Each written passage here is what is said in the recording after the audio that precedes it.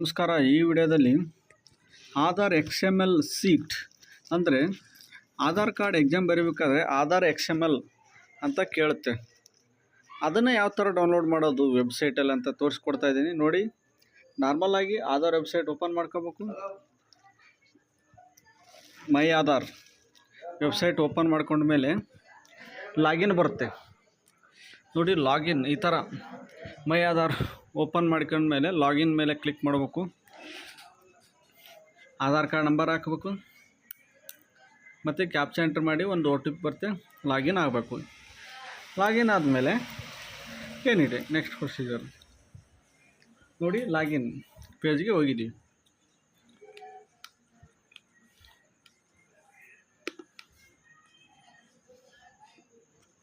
Login with OTP ಅಂತ ಕೊಡಿ. Login with OTP ಬರುತ್ತೆ. ಆಧಾರ್ ಕಾರ್ಡ್ಗೆ ಲಿಂಕ್ ಆಗಿರೋ ಮೊಬೈಲ್ಗೆ OTP ಬರುತ್ತೆ.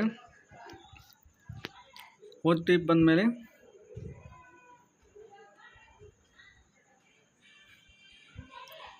ಲಾಗಿನ್ ಅಂತ ಕೊಡಿ.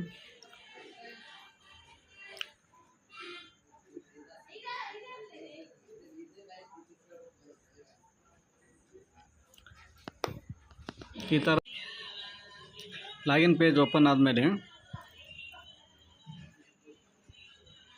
ಏನೇನು ಆಪ್ಷನ್ ಇದೆ ಅಂದರೆ ಆಧಾರ್ ಎಕ್ಸಾಮ್ಗೆ ಹಾಕಬೇಕಾದ್ರೆ XML ಆಧಾರ್ ಅಂತ ಕೇಳುತ್ತೆ. ಫಸ್ಟ್ ಕ್ರಿಯೇಟ್ ನ್ಯೂ ಯೂಸರ್ ಅಂತ ಕೊಟ್ಟಾಗ ನೋಡಿ ಈ ಥರ ಪೇಜ್ ಓಪನ್ ಆಗುತ್ತೆ.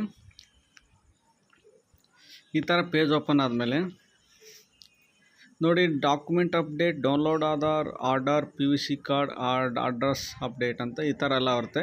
ಲಾಸ್ಟ್ ಕೆಳಗಡೆ ಆಫ್ಲೈನ್ eKYC ಅಂತಿದೆ. ಆಫ್ಲೈನ್ eKYC ಮೇಲೆ ಕ್ಲಿಕ್ ಮಾಡಬೇಕು. ಕ್ರಿಯೇಟ್ ಎ ಶೇರ್ ಕೋಡ್ ಅಂತಿರುತ್ತೆ. ಡೇಟ್ ಆಫ್ ಬರ್ತ್ ಹಾಕಬೇಕು, ಹುಟ್ಟಿದ ವರ್ಷ ಅಂದರೆ ಹಾಕಿದ ಮೇಲೆ congratulation zip file for offline eKYC has been successful downloaded ಅಂತ ಬರುತ್ತೆ. ಅಲ್ಲಿ ಬಂದಿತ್ತು ನೋಡಿ. ಬಂದ ಮೇಲೆ ಅದನ್ನು ಏನು ಮಾಡಬೇಕು, ಮೈ ಆಧಾರ್ ವೆಬ್ಸೈಟಲ್ಲಿ XML ಸೀಟ್ ಅಂತ ಕೇಳಿದಾಗ ಇದು ಫೆಚ್ ಆಗುತ್ತೆ. ಇದನ್ನೇ ಹಾಕಬೇಕು. Thanks for watching. ಎಲ್ಲರೂ ವಿಡಿಯೋನ ಶೇರ್ ಮಾಡಿ. XML ಸೀಟ್ ಯಾವ ಥರ ಡೌನ್ಲೋಡ್ ಮಾಡೋದು ಅಂತ ತೋರಿಸ್ಕೊಟ್ಟಿದ್ದೀನಿ. Thank you so much.